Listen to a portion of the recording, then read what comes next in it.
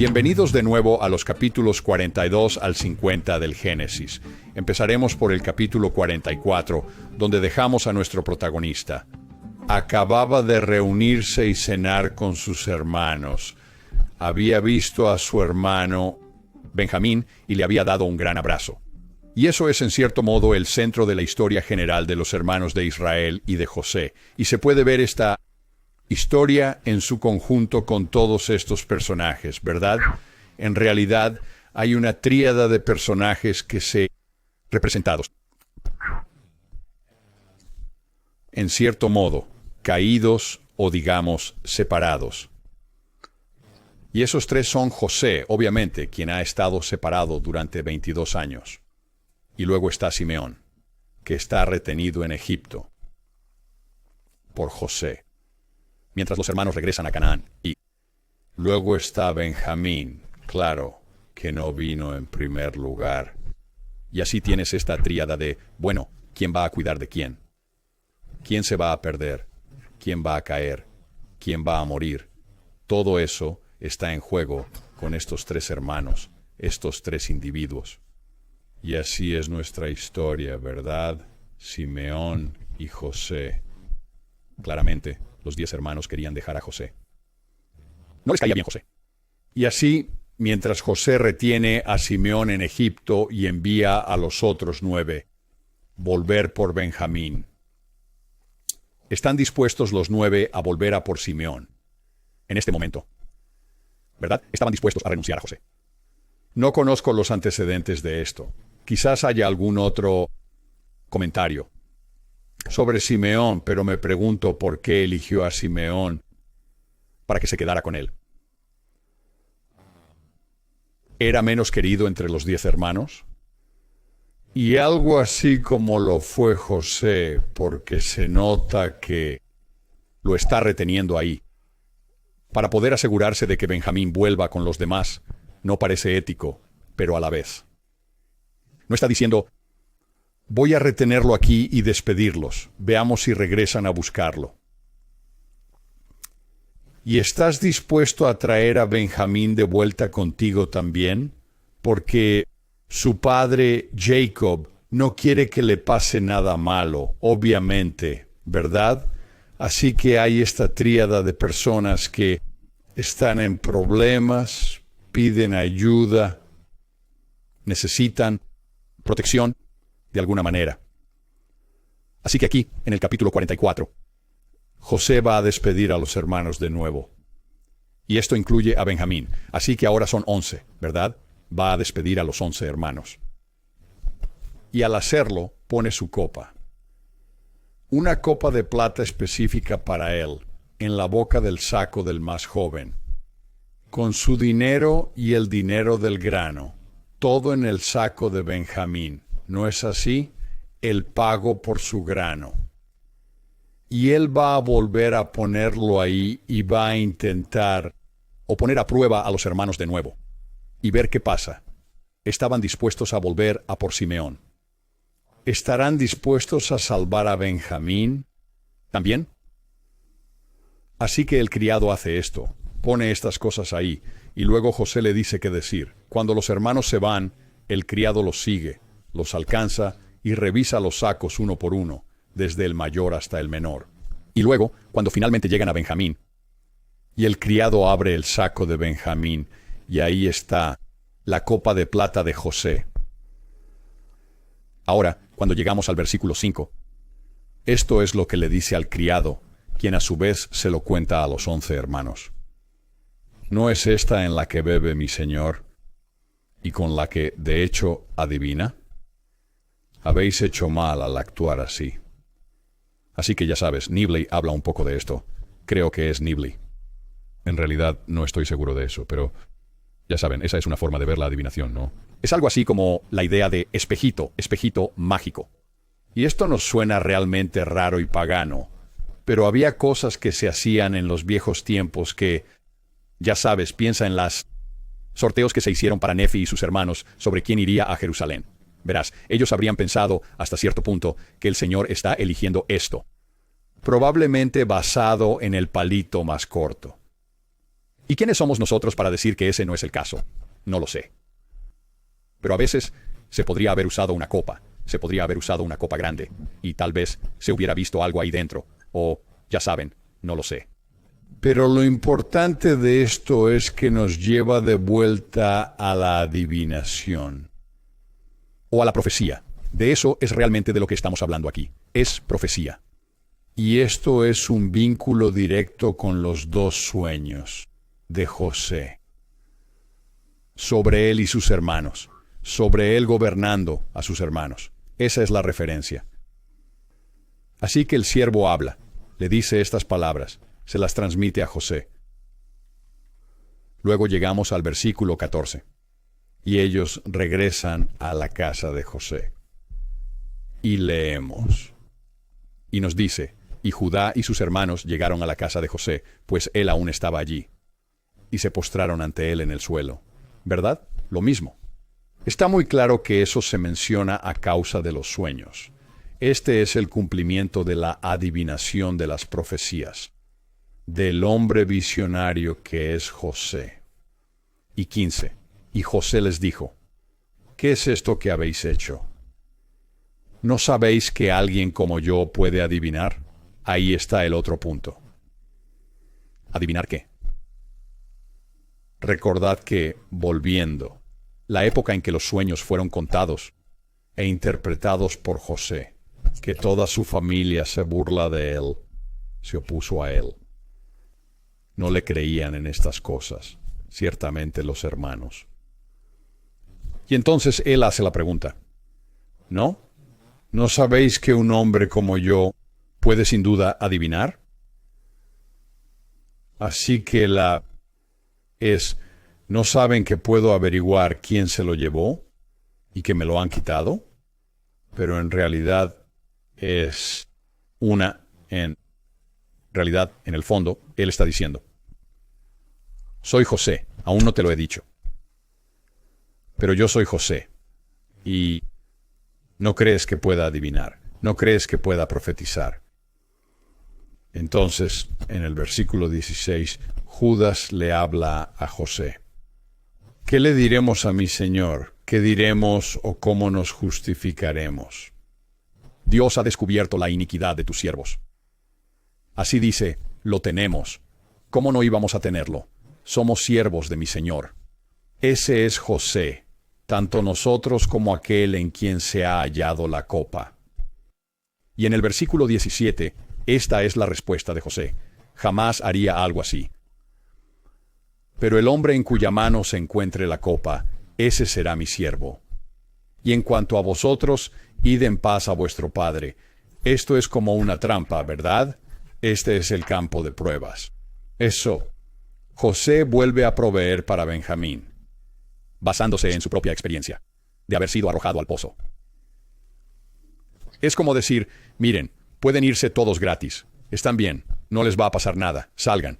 Regresen a Canaán sin ningún daño, sin nada. Están bien, váyanse. Pero van a dejar atrás a Benjamín. Así que ahí está la pregunta. ¿Vas a cuidar de tu hermano? ¿Eres el guardián de tu hermano? Igual que con Simeón. Sí, regresamos con Benjamín. Y pasamos esa prueba, por así decirlo.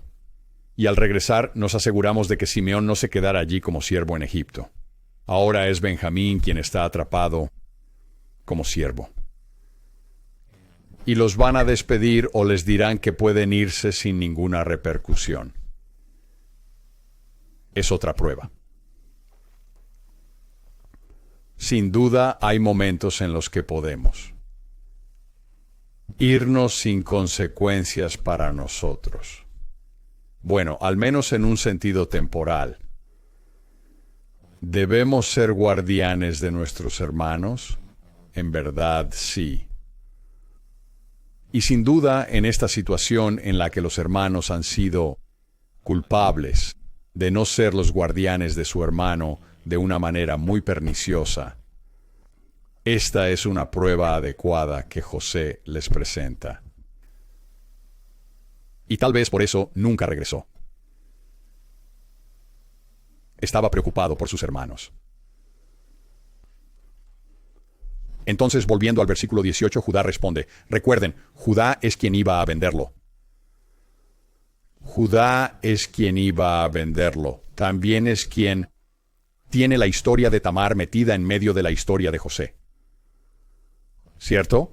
Así que aquí obtenemos más contexto sobre Judá.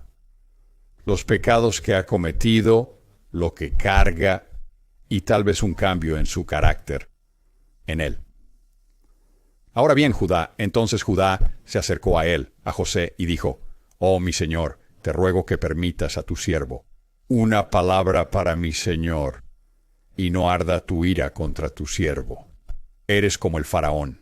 ¿Por qué está eso en el texto? ¿Por qué añadimos eso ahí? ¿Verdad? Recuerden, esto no es necesariamente palabra por palabra lo que se dijo. ¿Por qué está esto aquí? De nuevo, el final mismo aquí. Porque tú eres como el faraón. Este es el sueño. Esto es el inclinarse ante él. Eso es lo que es esto. Se está poniendo en el contexto. Originalmente, que José es el heredero. José es el gobernante. Entonces, nos adentramos más en esta historia que va a traer a José de vuelta a ella.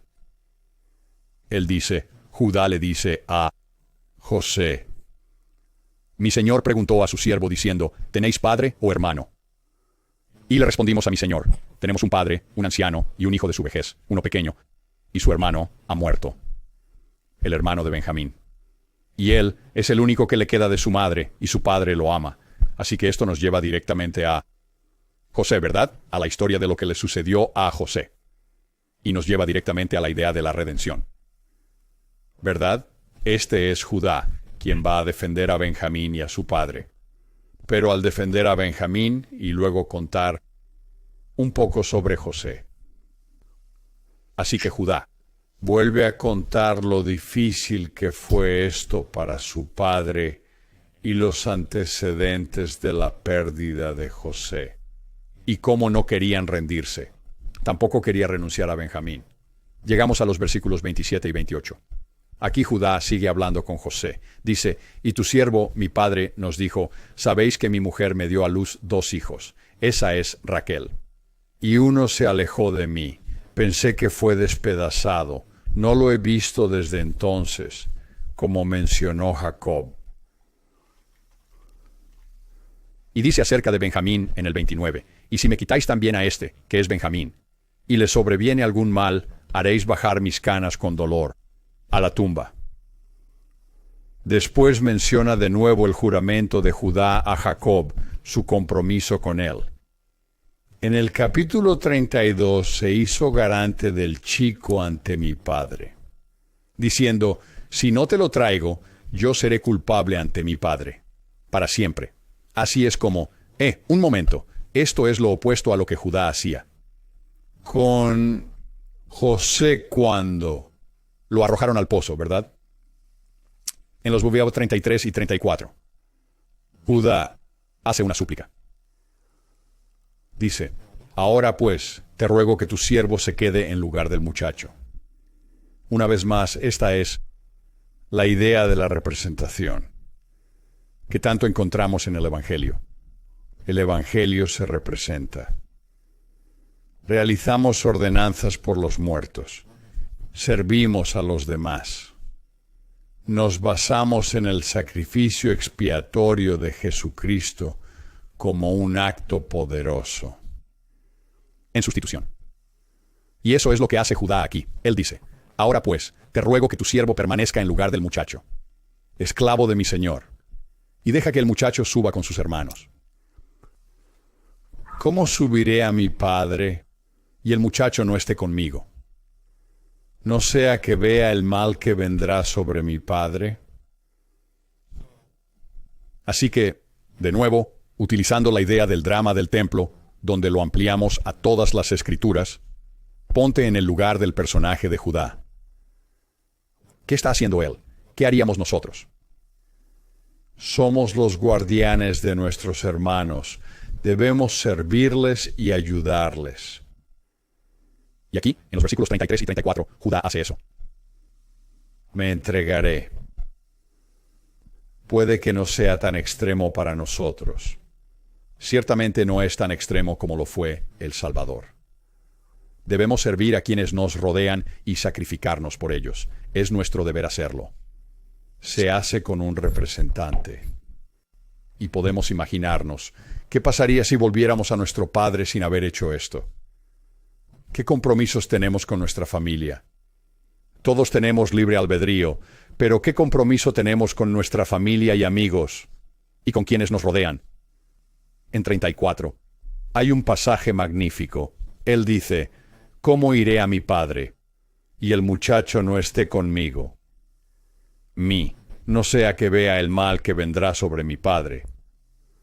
No sé ustedes, pero en mi caso, cuando leo eso pienso, bueno, eso ciertamente parece aplicarse directamente a mí también, en mi vida. Bien, así que terminamos por ahora, ¿verdad? Pasamos las pruebas y ahora ve que sus hermanos han cambiado de carácter. De alguna manera siente a través de esto que se ha redimido a sí mismo a través de ellos tal vez, que ellos se han redimido los hermanos, y así se derrumba y llora frente a ellos. Y te puedes imaginar una vez más que lo miran como si fuera el líder. En resumen, de todo Egipto, y llora frente a nosotros. ¿Por qué le importa tanto nuestra situación y lo que hacemos aquí? Y finalmente dice en el versículo 3 aquí, y José dijo a sus hermanos, yo soy José. ¿Aún vive mi padre? Sus hermanos se sintieron turbados y no pudieron responderle. Y llegamos aquí al versículo 3. Y José dijo a sus hermanos, yo soy José. ¿Aún vive mi padre? Y sus hermanos no pudieron contestarle, estaban consternados. Y José dijo a sus hermanos, acérquense a mí, por favor. Y se acercaron. Y él dijo, yo soy José, vuestro hermano, a quien vendisteis a Egipto. Bien, ahora sobre eso sabemos que en realidad no lo vendieron, pero iban a hacerlo, lo dejaron allí, para que lo vendieran. En el versículo 5, ahora pues, no os aflijáis. Esto es increíble. Lo vemos una y otra vez en los siguientes capítulos. Para mí, esta es una afirmación increíble. Para mí, él dice en el versículo 5, ahora pues, no os aflijáis, ni os enfadéis con vosotros mismos, por haberme vendido aquí. Dios me envió para salvarles la vida. Así que, hay un par de cosas aquí que son bastante importantes. Número 1. Es el perdón absoluto por lo que le hicieron. Y lo verás a medida que avances en esto, tal como lo discutimos en su vida anterior hasta el momento en que se convirtió en el virrey de Egipto. Y de ser arrojado al pozo, y los problemas en casa de Potifar, y los problemas en la cárcel.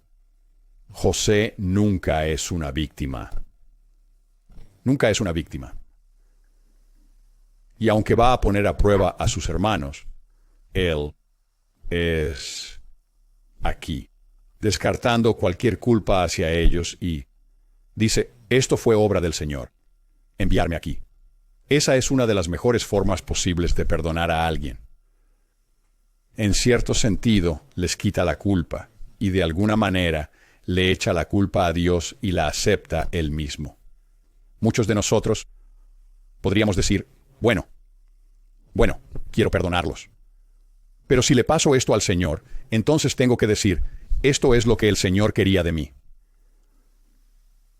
Y eso puede ser difícil de aceptar. Es mucho más fácil echarle la culpa a los hermanos, ¿verdad? Y creo que esa es una lección fabulosa. Él confirma en el versículo 7, Dios me envió para preservaros como descendencia en la tierra y salvaros la vida mediante una gran liberación. Y luego confirmaron que yo era el líder, así que no me enviasteis vosotros. Vaya, sino Dios. Esto,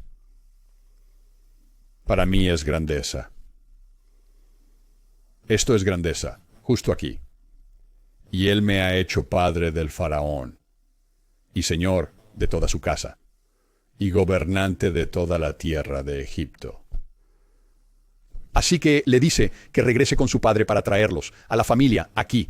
Va a preservar la tierra de Gosén, que está en el Bajo Egipto, y crear una zona donde puedan pastores allí. Y luego, en el versículo 14, se echó al cuello de su hermano Benjamín y lloró, y Benjamín lloró sobre su cuello. Además, besó a todos sus hermanos y lloró sobre ellos. Y después de eso, sus hermanos hablaron con él. Así que aquí está la gran reconciliación. Esto es como el encuentro en el velo. Y en cierto sentido, se culpa a Dios como sacrificio expiatorio por los pecados de los hermanos. Y ahora han podido regresar con José, quien es su gobernante, y reconciliarse con él. En el verso 26 vuelven a Canaán y le dicen a Jacob sobre José. Y le dijeron, siendo Jacob, y le dicen, José aún vive, y que es gobernador de toda la tierra de Egipto.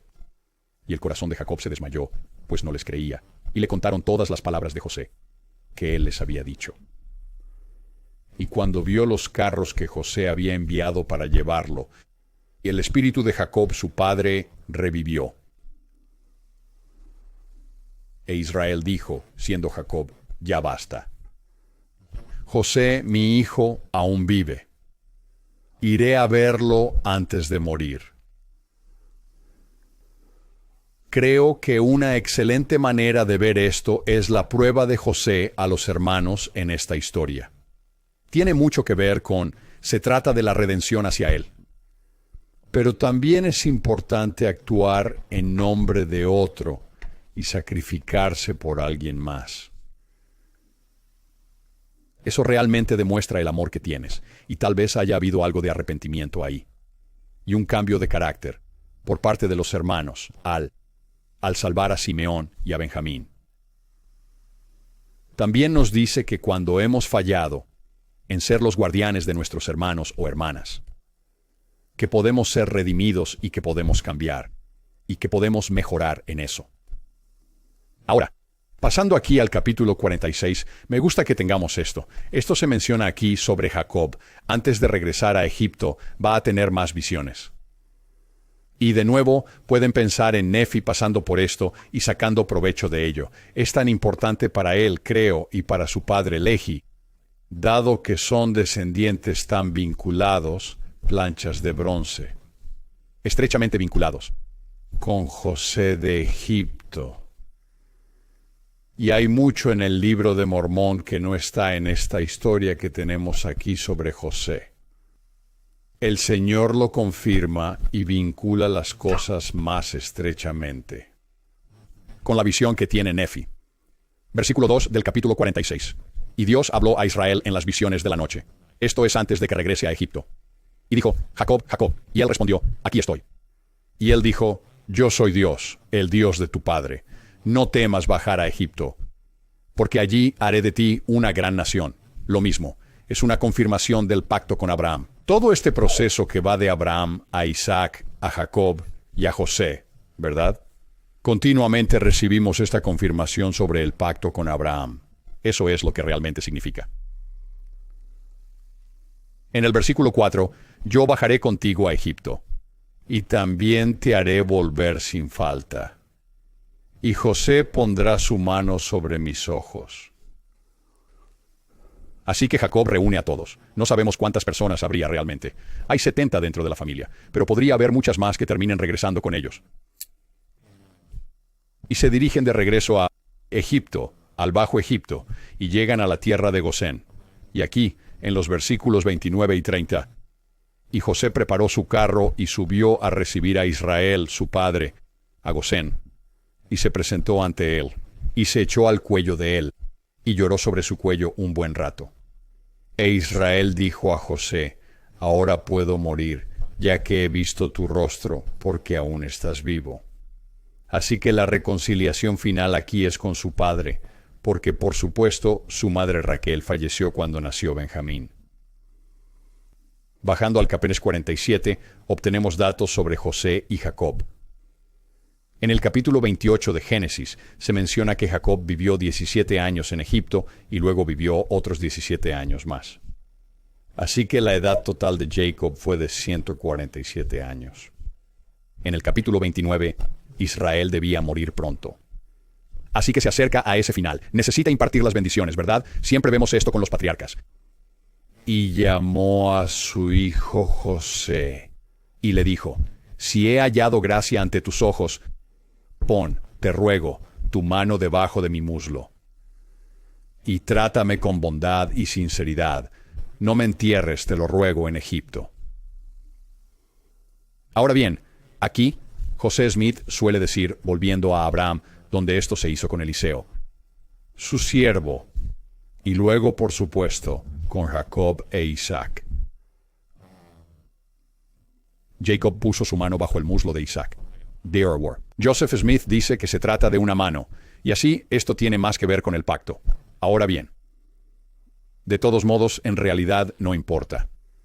Este es un pacto que él le está pidiendo a José aquí. Quiere ser enterrado junto con su familia. Después, en el capítulo 48, hallamos algo interesante. Hay una referencia a la ciudad de Luz, o como la llamaba Jacob, Betel, la casa del Señor. Volviendo a una experiencia en el templo, a un pacto vivido, algo que se centra en el pacto con Abraham. En el versículo 3 dice: y Jacob dijo a José: Dios Todopoderoso se me apareció en Luz, o Betel, en la tierra de Canaán, y me bendijo. Y me dijo: he aquí, te haré fructífero, y te multiplicaré, y haré de ti una multitud de pueblos, y daré esta tierra a tu descendencia después de ti como posesión eterna. Esto es familias eternas. Esto es la exaltación, con la metáfora de una tierra temporal. Y los hijos, ¿verdad? En el versículo 5 pasamos a Efraín y Manasés. Efraín es fructífero.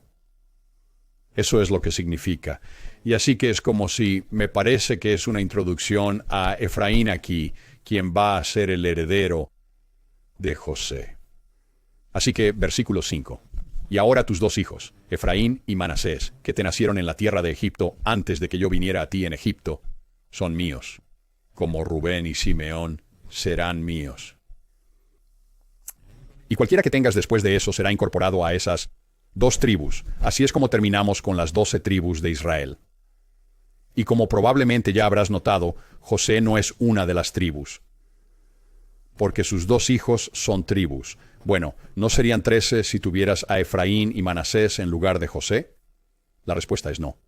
Porque lo que pasa es que en el Sinaí, cuando los hijos de Israel están en el Éxodo y se dirigen hacia Canaán desde Egipto, los levitas llegan a ser sacerdotes y asistentes recibiendo el sacerdocio.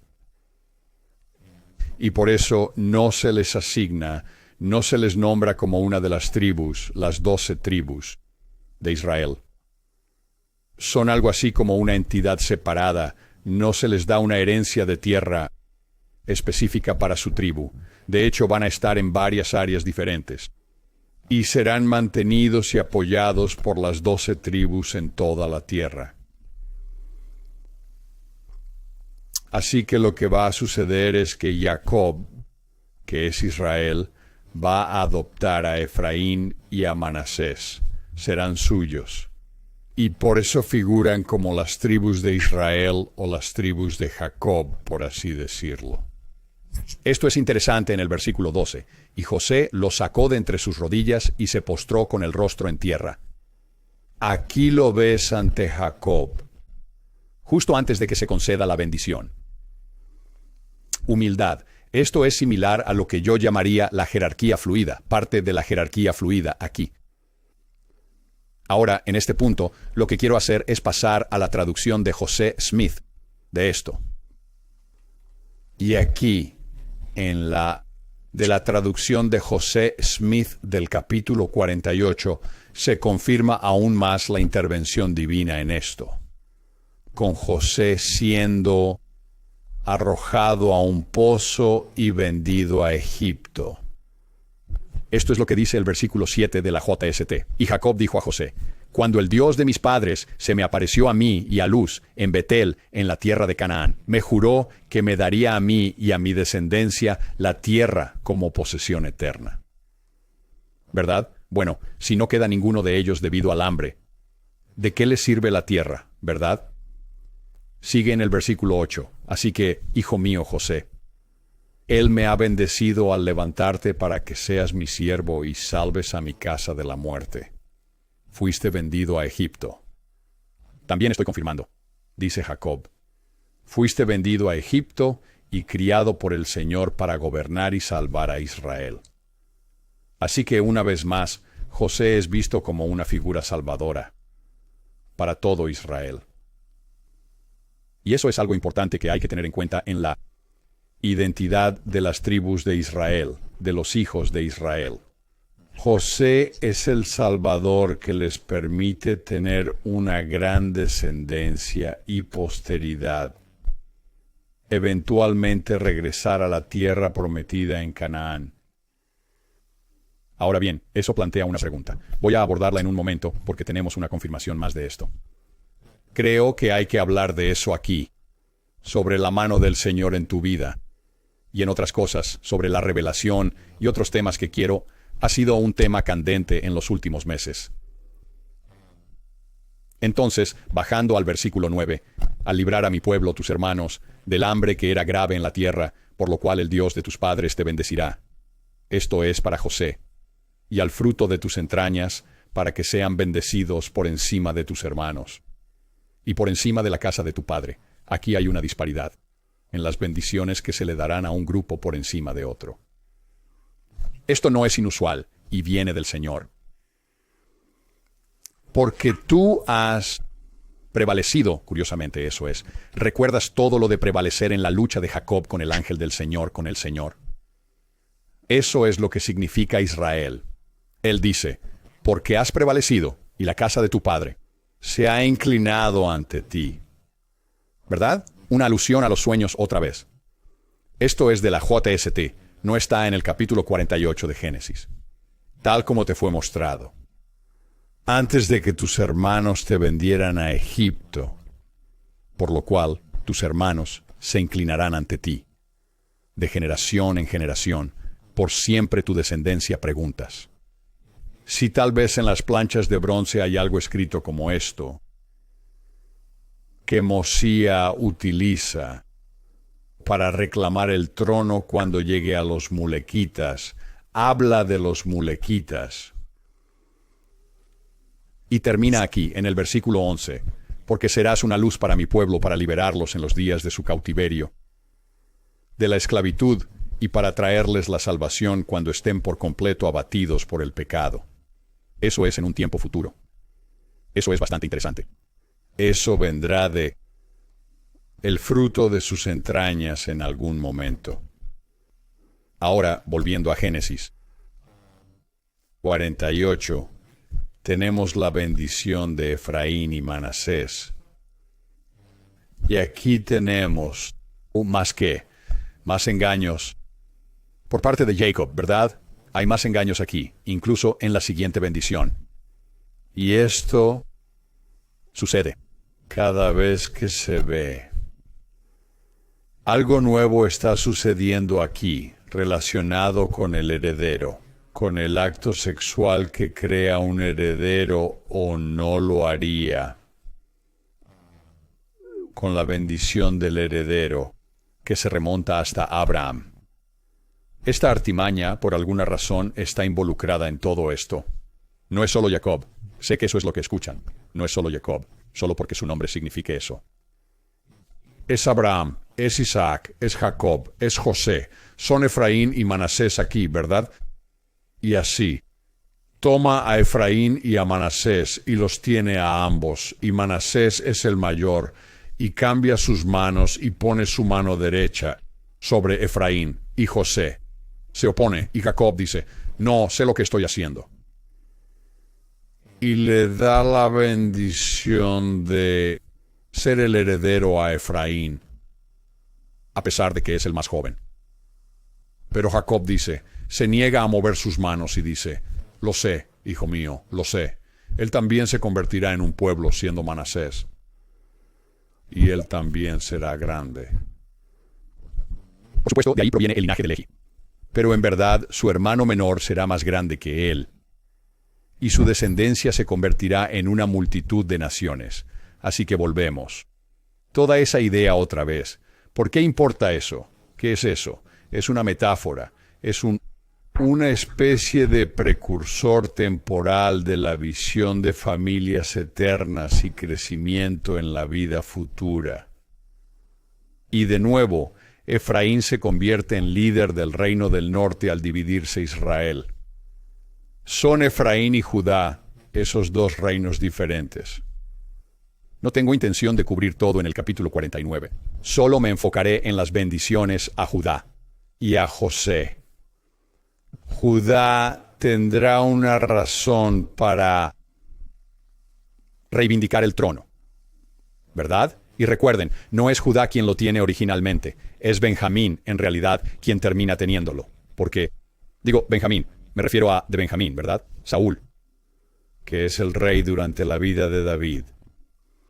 Es de Benjamín, no es de Judá. Y por supuesto, luego Saúl es asesinado. Y David toma el relevo como rey, que es de Judá, ¿verdad? David es de Judá. Pero aquí en el versículo 8 dice, Judá, tú eres aquel a quien tus hermanos alabarán. Una vez más, eso es lo que significa Judá, alabanza. Tu mano estará en el cuello de tus enemigos. Los hijos de tu padre se postrarán ante ti. Judá es un cachorro de león. De la presa, hijo mío, te has levantado.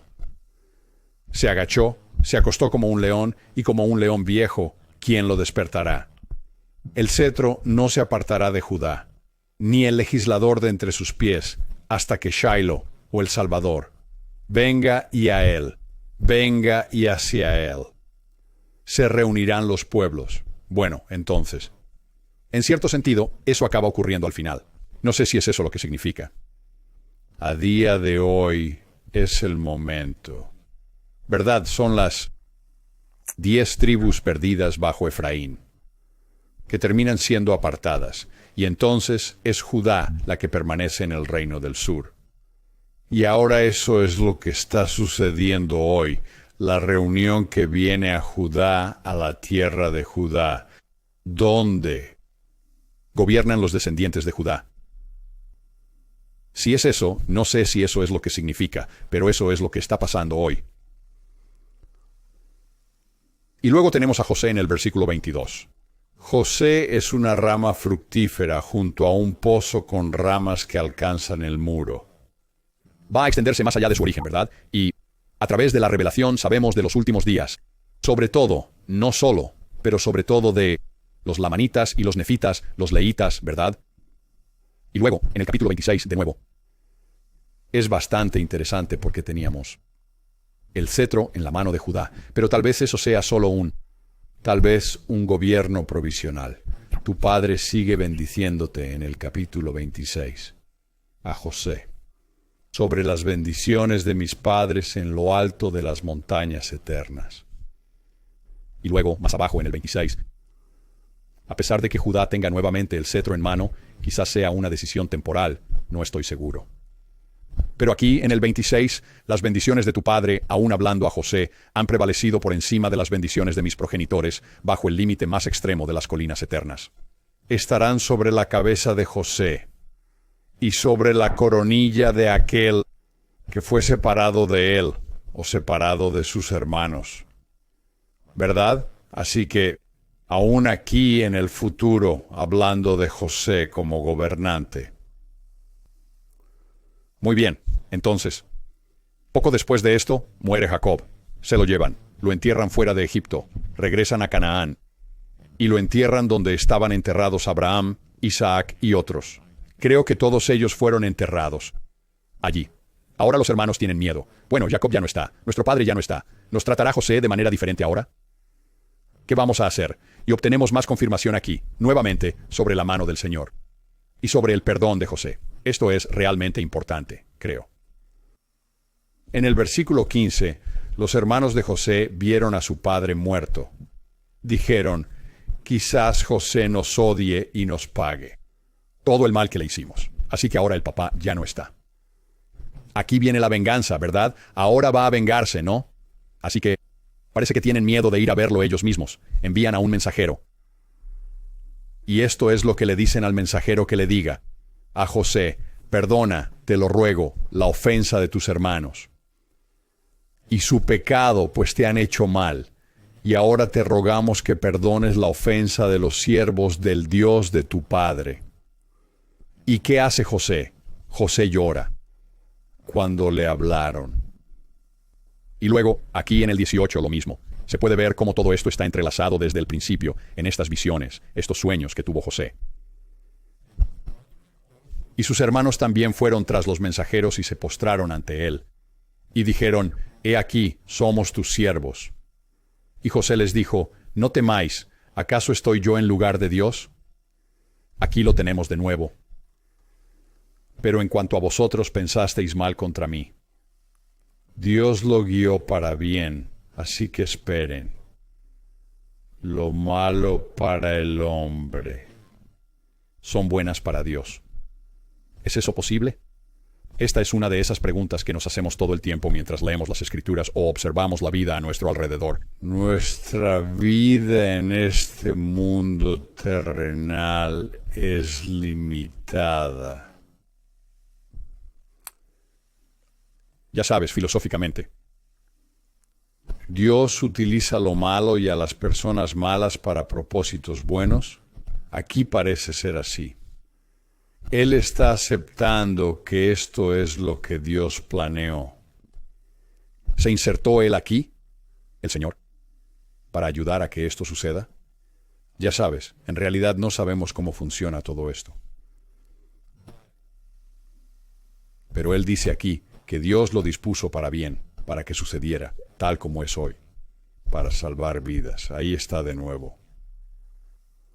Así que después de esto, José va a morir a los 110 años. Lo embalsaman y por supuesto más tarde van a llevar sus huesos fuera de Egipto con ellos, los hijos de Israel, cuando se vayan. Quiero decir, José es una figura importante, ¿no? Van a llevarse sus huesos como parte de lo que llevan cuando salgan de Egipto. Pero quiero volver a este punto sobre el mal que se usa para el bien. Y hay un par de preguntas que tengo, y tengo algunas preguntas. Bueno, veamos solo un par de ellas. Número 1. ¿En qué medida está involucrado el Señor en tu vida? Esta es una pregunta para la que no sé la respuesta. Tiendo a ser alguien que siente que hay alguna intervención de vez en cuando, pero Él mayormente observa y vigila, permitiéndonos tomar nuestras decisiones, algo así como, ya, ¿sabes? Llamemos esto filosofía del observador. Dios interviene a veces. Eso no es lo que se muestra aquí, con José.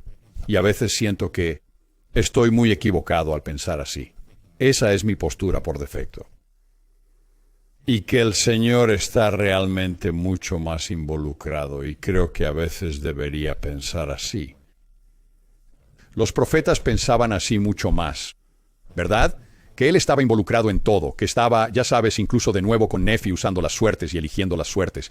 Y, ya sabes, él está muy involucrado en todo. Le dan crédito al Señor por todo lo bueno y lo malo en cierto sentido, ¿verdad?